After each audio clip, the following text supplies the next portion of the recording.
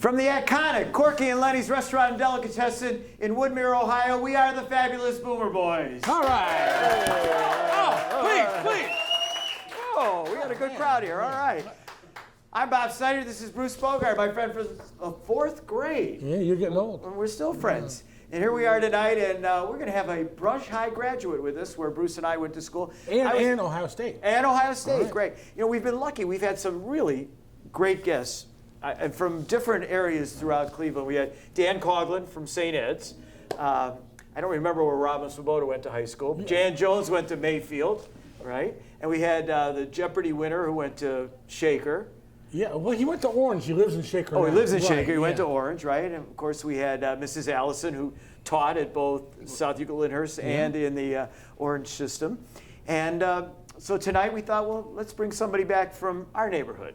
So he has really gone beyond our neighborhood. Well, that's true. He's kind of nationally known, actually, but we'll get to that in a moment.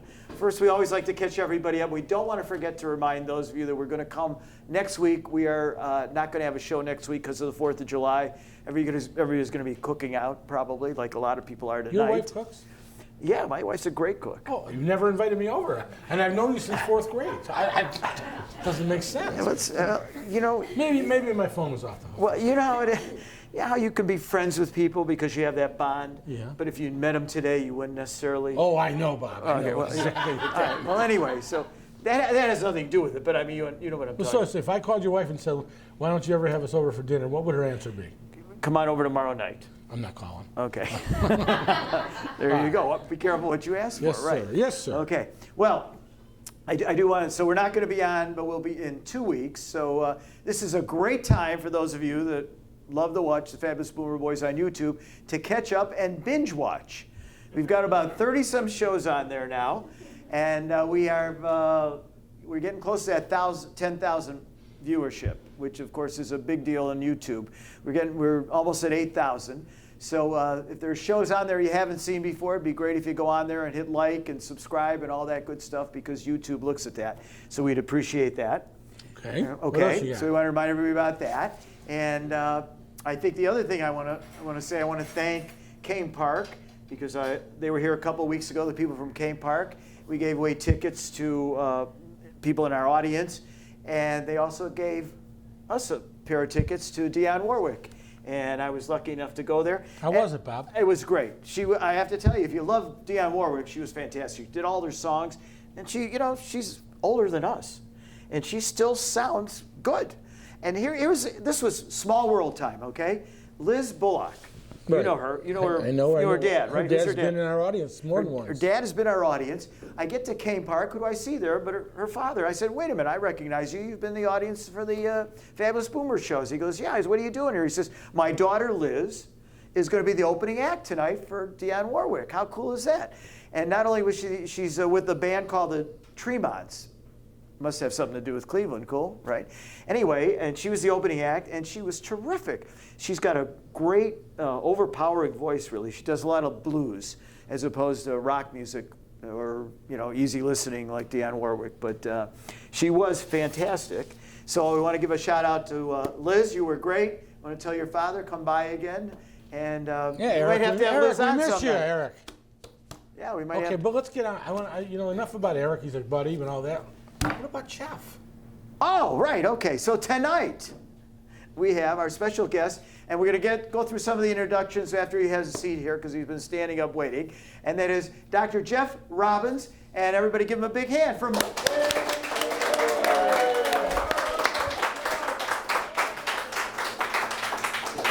there. Oh, go there. Yeah, it's just. No one's allowed to cross in front of Bob. Right. Watch the microphone. All right. Oh, they're still clapping for you, Jeff. All right. Hey, so Jeff, besides being a doctor, we're going to talk also about one of the other things that's been happening on our show here, Jeff, and Doctor, and that is that a lot of baby boomers have reinvented themselves. And that's something millennials are too young to do, so they don't even understand this. But baby boomers know what I'm talking about. A lot of you out there probably do, where you've had a career, and maybe it's time to maybe retire or slow down.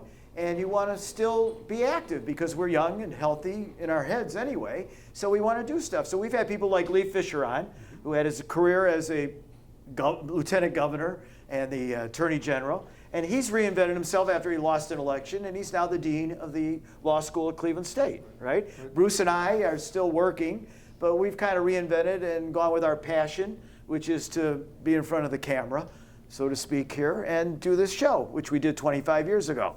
And you also have reinvented yourself. He's a rock star. And he's a rock star. Yeah. And how cool is that? But anyway, before we get to that, I've got to tell everybody, if I may, Bruce. You may. Okay.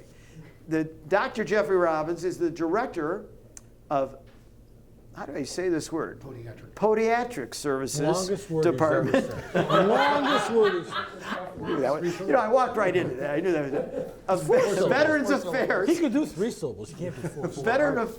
Talking about getting old, I got to wear my glasses. A Veterans Affairs Central Office. Okay, what is that exactly? Because I mean that's a mouthful, obviously. Yeah, well, I run the VA's podiatry program nationwide. Nationwide. Out of Okay. Cleveland. A brunch boy. How do you like that? All right. Yeah. Okay. And you're also in the Hall of Fame, by the way, right? Which Hall of Fame? The Podiatry Hall of Fame. All right. Oh, Bruce. Well, you know, that should really got more applause. The Hall of Fame! You know, unlike Bruce, I'm also in a Hall of Fame. Is that right? Yeah, the Beechwood Men's Softball Hall of Fame. Oh, No you're applause not- for that. Don't get any applause for that. Okay. Are you in a Hall of Fame? What, Bob? Just being next to the 2 of you is good for my resume. Okay, all right. Am I allowed to say something? Before Yeah. we get too far into this, I know that you run the footwear department. right. Okay. I have one question about the VA. Okay. Okay. They don't carry 2Xs in the gift shop. I'm serious. Why is they don't carry double X in the gift shop? They have a wonderful gift shop. They actually do. And by the way, you're a former military, aren't you? Yeah. Well, thank you for your service. Well, I you're think that's welcome. very important. And you are not. He's No, applauding. You are not. No, I You are a was. 2S deferment. I, was nothing. well, I was It's- originally, yeah, and my lottery number didn't come up. So I, Okay. I The was real during the reason he draft. wasn't military is because it's 4 syllables. You can't do it. You just Well, can't do okay. it. So they do sell 2X. It's just by the time you get there, they're gone. They're big sellers. Really? Yes. If I call down and hold it to register, they'll do They it. won't do that for you. You gotta be Next there in case. person. Okay. You could go All and right. get it for him. There you go. No, Call he's, me. right, he's in we'll the call Hall of him. Fame. I wouldn't ask him to do All right. anything. Hall of Fame. All right. On a more serious note, here, this is the I thing. was serious. This is what really. They don't have 2X. This really got me going. figure 2 weeks. Clinical, first of all, you're a clinical assistant professor at Case. All right, enough there. But you're the chairman of the Prevention of Amputation in Veterans Everywhere, PAVE or PAVE. Is that right? Correct, yes. Okay. Now this, I did do a little research on this, Bruce. And this is really a cool thing because you look to help people that some doctors may say you need an amputation. And you're looking for ways to prevent that from happening. Correct. Is that right? All right, so you help me out on that. I mean, that is really Sure. meaningful. The VA, in this instance, with the PAVE program, is a classic public health kind of program. Right. So a classic public health program is one that identifies a problem, identifies those at risk for getting that problem, making sure they get screened, and then based on that screening, give them a risk assessment and get them to the right place at the right time so that they, in this case, don't develop a foot infection or an ulcer that would lead ultimately to an amputation. So it is designed to prevent amputations nationwide in a closed system, so we're able to do this in 154 different medical centers across the United States for over 15 million veterans. I was talking to a woman today in my office who had a friend, and no names, please, but she was mentioning to me how she had a friend who had the big toe had to be amputated. Mm-hmm. And I was thinking, probably a possibility, am I wrong in saying this, had she maybe been aware of your and she was a veteran, if she had maybe known more about the program that you're involved in, is it possible that from her diabetes or whatever problem she had, she wouldn't have had to have that? The whole idea of a prevention program is to do just that, is prevention. The problem with the private sector healthcare, or disease care system as I call it, is that it's disease care. You don't get paid for health. You don't go to a doctor and say, I feel perfectly fine, and well, I can't charge you anything for that. Come back when you have something wrong, and then I can bill you for that. The VA is a different kind of program. It's a health system. So we get veterans, they come in, we do an exam, and we're able to provide actual health care to do that prevention. Get your diabetes under control, get your hypertension, weight loss, all of those factors that we know lead to not only amputation, but to early death. So is the reason in the real world they don't do that is because it's a business? And that's all it is a business? It's part of it. I mean, and I'm not denigrating physicians. It's the way the system is set up. There is no, the insurance companies don't see any value. You're not incentivized by your insurance company to go and get preventive health care. They look for ways of not paying for things, not for providing the care. So when you buy insurance, you're buying insurance so that you can use it for the things that you need. They're selling you insurance to find different ways of not paying it so that they keep the money. That's a business model. And the VA's healthcare system is not a business model. It's an entitlement for veterans who serve this country, who we owe a debt to, and that's why that system is different than the private sector. How often do you have to travel out of the city to go to other hospitals? Oh, anywhere from 10 to 15 times a year. Wow. All stateside? Yeah, all stateside. So do all the veterans hospitals have this paved? Are they, every single one of them. Every one. So that's, Every one of them. I think that's really cool, because I mean, our veterans are too often, we hear about how they're being ignored for different things, and this is something that, in our case, being baby boomers, I mean, diabetes is a real issue, and that's one of the main reasons it causes amputations, if I'm not mistaken. I don't know. There's a concept that you might have heard about called patient-centered care, and it's a new concept. Well, it shouldn't be a new concept. All care, healthcare, should be patient-centered. It's not a new concept in the VA. The PAVE program, which was originally called PACT, which was Preservation, Amputation, Care, and Treatment, we've run since 1993. I've run it since the year 2000, and each 3 or 4 years we write a new directive. The initial, and this was a law from Congress in 1990, that a public law 405 that said identified veterans with diabetes as a special disability group, requiring this preventive intervention in order to save limbs, save lives, and reduce costs, and improve the quality of life. So we have continued to do that. Well, in 2006, when I was rewriting the directive then, we've rewritten it again since that time, it occurred to us that there were new veterans coming that weren't chronic disease veterans. These were veterans coming out of the Afghanistan and Iraq who were young kids with amputations.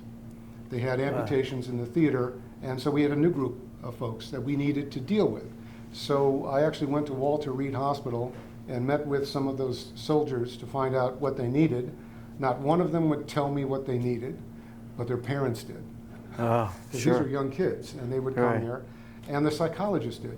And what we added to the PAVE directive at that time was a mandatory mental health consultation, because these were young kids who were losing limbs, losing their ability to play baseball, to fly fish, to play soccer, to do all the things that they did, and that adjustment disorder, if you will, is very, very difficult for those folks. So we added anyone who was about to have an amputation or who had an amputation had to have a mental health offer of a mental health consult.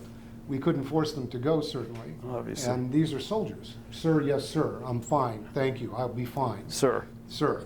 And so we mandated that, and as a result of that, we had that mental health component well before the recent past, where you've heard about the VA increasing mental health facilities. So, okay, that's serious, big deal. This is what I'm talking about, reinventing yourself. How do you go from that to being in this band, Replay? Everyone needs a hobby. Thank you. So a big part of that is, Marty is here, Marty Wishnick. Marty Wishnick's brother. I played trumpet and trombone and trombonium and French horn and tuba in high school. I even conducted in high school, but don't be impressed. It wasn't because I had any special musical ability or talent. I was just the tallest one and could keep a beat. Were you in the brush marching band? No, not the marching band. I was in the jazz band. Oh, okay. Because the marching band That was cooler than the marching Yeah, band. it Yeah, was the marching definitely band was cool. not cool. Definitely cool. No, the jazz band was cool. But Marty's brother, Bobby, played guitar. Oh, and I heard him. He was great. He was yeah. phenomenal. And Yeah. he actually played with the James Gang in, I didn't know the that. 60s. Yeah. Another brush. Our class. Bobby was in our class. Yeah. Yeah. Yeah. And you should rest in peace. Right. But I saw Bobby and I saw the guitar, and he had a beautiful Gibson Les Paul guitar. And I noticed that nobody was sitting around a campfire with a trumpet and girls surrounding them. Wait, say that again. And girls? And girls surrounding them. Right. But there were plenty playing the guitar, and That's I right. just thought that was very cool. And Bobby gave me my first guitar lessons. No kidding. And we were actually in a band together too. What was the in name high of that school. band? The Trademarks. That I don't remember. I'm not surprised. Okay. So Not anyway, surprised. but replay, you guys began replay, I'm going to guess 20 some years ago, wouldn't you say? 30 years ago. Is it that Really? long? Oh, it's been that Oh, long. Yeah. Okay. And it's a 60s band, kind of? 60s, 50s, 60s, 70s. Yeah. What I've always liked about their band, Bruce, when I've gone to see them, and we should give a plug, you're going to be out at Legacy here. We are. In July, what time? July In 20th. July 20th, at Legacy. July 20th. All right. You Yeah, get to see wait, replay. Legacy, for those of you who are not here, is in Lyndhurst, right? Right. And it's beautiful. They have like an amphitheater sort of kind of. It's nice. You guys, I just want to say, if you don't know how to get there, Google it, or go on our website and we'll have the address for you next week. It's July 20th. July 20th. July 20th. Okay, great. Pray for good weather. It's Armoire Day, as a matter of fact. What's that? It's Armoire Day. Well, we'll talk about that. Oh, all right. Well, so July 20th, you'll be at Legacy. But what I noticed when I heard your band play at different places is that you do a lot of the oldies that you don't hear other bands doing. You're not really a dance band. I mean, a lot of the songs you can dance to. Right, that's correct. I know that. But you do some of the oldies that people haven't heard for a long time, but they love, and other bands just don't do them because, I don't know, they're not dance songs, right? Give me a couple of examples, right? Well, I actually, because I knew you were going to ask me this question, I actually brought the set list from last year's Legacy. oh, Wait, Just so I would who remember. decides the playlist? yeah, who does that? That is the most difficult thing that we do, and that's why bands break up. Because you can't decide what songs you want to play. Everyone has their favorites, and the orders, don't even talk to me about the order of the songs. Everyone has their own opinion. They're all experts. And so I'm just happy to play, and I let them do that, let them argue with it, and it's But fine. you sing also, right? Am I He's right? one of the two Yeah. lead singers. You're one of the lead- You're the male Yeah. lead, pretty much, Yeah, aren't you? pretty much. Okay. You have anyway, we should say You this are is gonna be the they have a female. woman in the band too. You have a woman in the band too. That would make her the female lead. That's though. right. Oh. Sometimes I don't hear Bruce because I don't listen. But Okay. all right. Go ahead. Let's hear it. So What you the got? first song is that we did last year at Legacy was by a group called the Ides of March. Anyone? They were one-hit wonder. Right. Yes. Who knows the name of that? I bet. Oh, come on. Yeah, you know that. But I've looked at it. Well, you're looking at it it. would have been going like, oh my God, I know it. A lot of people thought that the voice was David Clayton Thomas Yes. with Blood, Sweat, and Tears. It wasn't.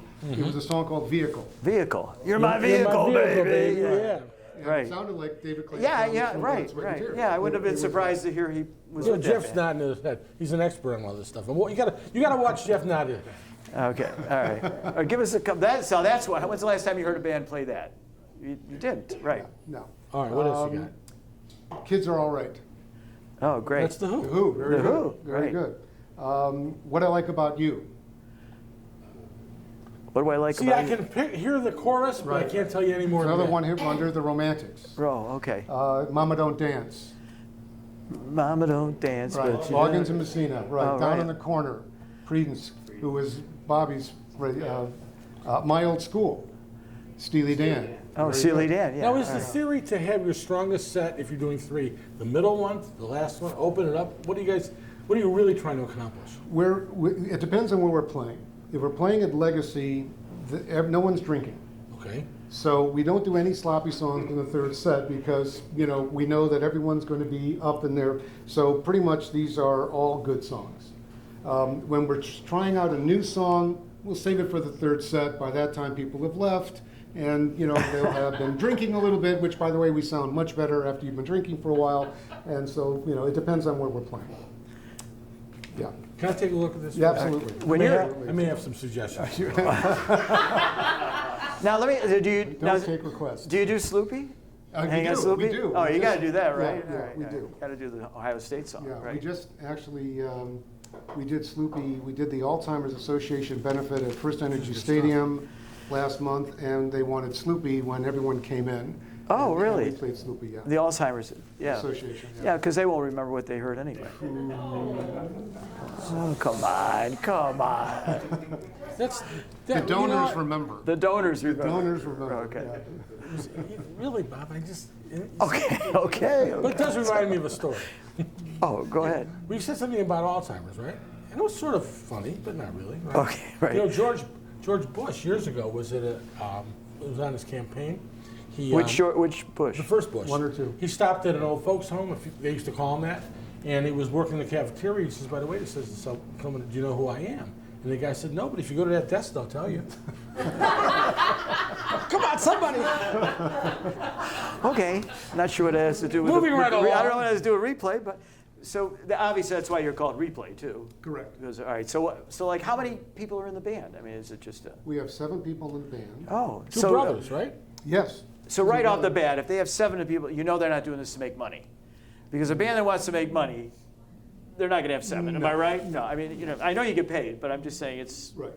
right. So this is definitely a love for all of you. Correct. Okay. And there's 3 of you have been in together. Is there 3 of you have been there from the beginning?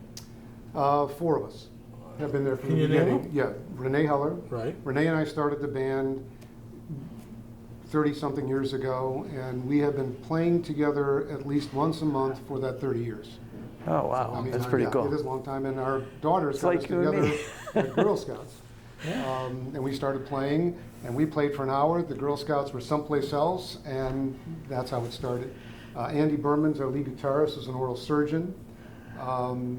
Dennis Schwartz, who is a financial planner, and he is our saxophone player. And those are the 4 original band members. Yeah, and they're all sort of like Renaissance people because they all have careers. Right. And yet they find time to do something they have a passion for. Right. We save thousands of dollars in therapy doing I bet. I bet. Well, this is what I'm saying. This is you fit right into our show. When someone said, "Why are you having a podiatrist on?" Well, besides to talk a little bit about foot problems, we also wanted to show how baby boomers do have this way of making their life over again, or living out their dreams, being Walter Mitty. I don't know, call it whatever you want, right? And I think if you're a baby boomer out there watching this, you've got a passion. And Bruce and I, and now I think the doctor here will agree, go after it, because it really does work as therapy. Absolutely. You know, one thing Bob has always teased me about is that I don't really do the research that perhaps I should for a show. But because I it was would do you, that. I did my research. Oh boy. And Bob, Good luck. see if you can guess what this Hall of Fame podiatrist, what his major was as an undergrad at Ohio State. No, it's not fair, because I did the research too, so I know. 4 syllables, say it. Zoology. Very good. Very good. You didn't think I did the research. You did not think I did. Would you want a zoologist working on your feet? Now think about that. Well, actually, I didn't graduate. Oh, you went right to after your 3rd year. Third you moved year. right up. I moved That's right what, up. That's what Arthur did too. I'm going to go back just for a quick second to that part. We keep Go ahead, mixing things please. around here, okay? So, do you go to an orthopedic person or a podiatrist when you have something wrong with your foot? How do you decide The which answer one is to go yes. to? He told you The both. answer is yes. You go to orthopedic? No, you go to either. Oh, either. Well, it doesn't matter. Oh, okay. Wait, I'm not doing with my research here. Oh, okay. Go ahead. Yeah. You also won an award, and I don't know if this is the name I would want for an award if I'm going to be working on feet. Yeah. You won the Scissors Award. Yes. That's What right. the hell is a Scissors Award? So, but you missed the Hammer Award. Well, I didn't miss it, baby. Yeah, but Okay. you just cut me off. So the Hammer Award and the Scissors Award were, this was in actually it was in 1999, 98, 99, and we developed a program to provide monofilaments. And monofilaments are devices that test for sensory neuropathy in patients with diabetes, and we provided them free of charge. Literally millions of them through the VA system for a very small amount of money.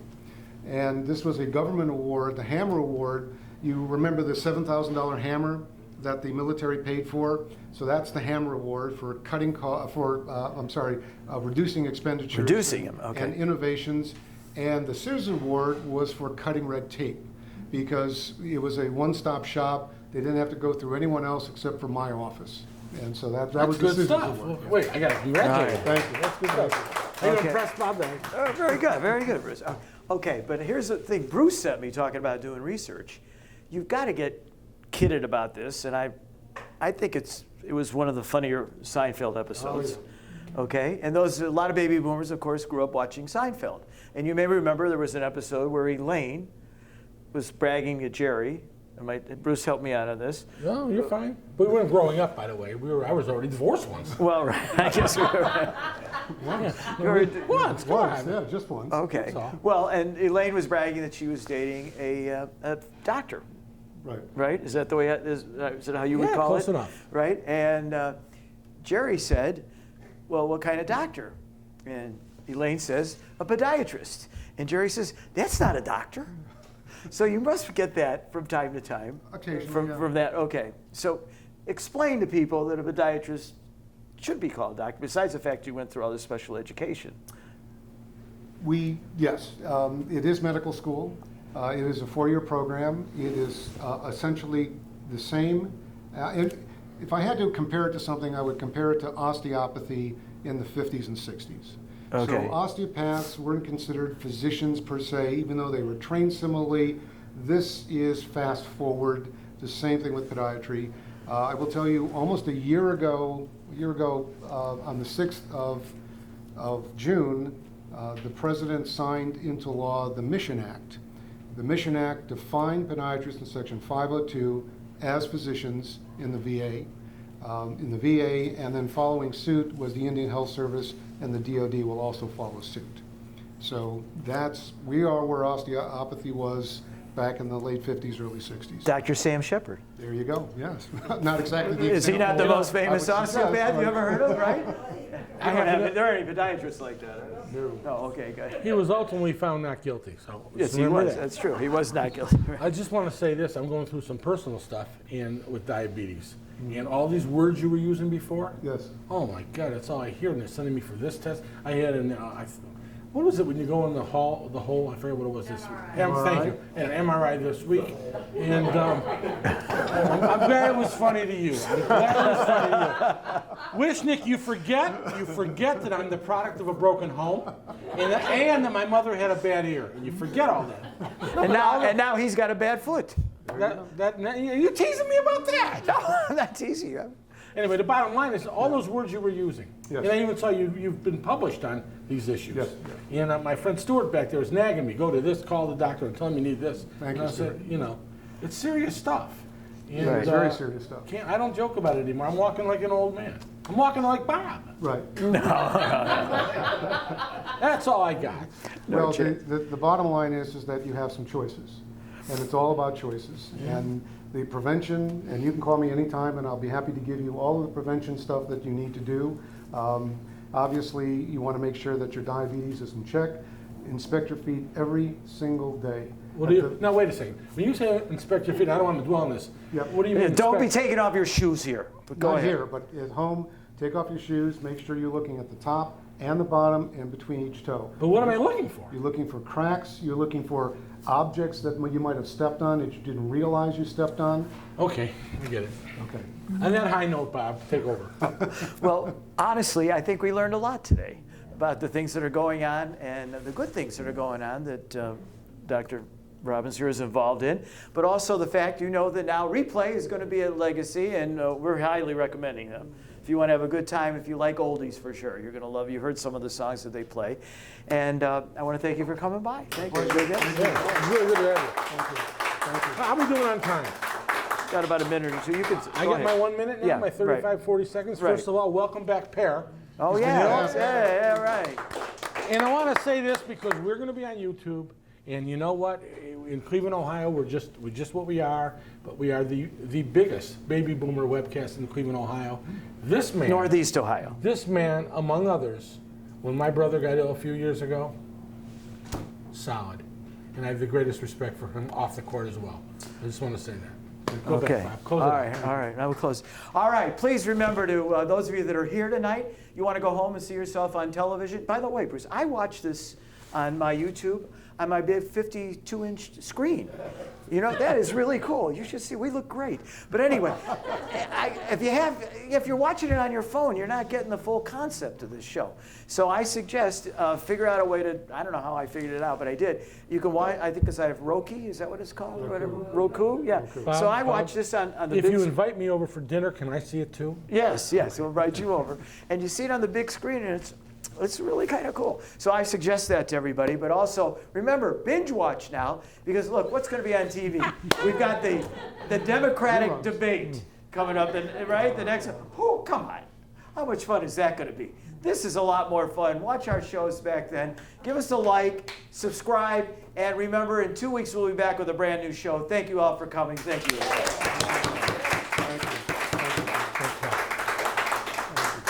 Okay, thank you.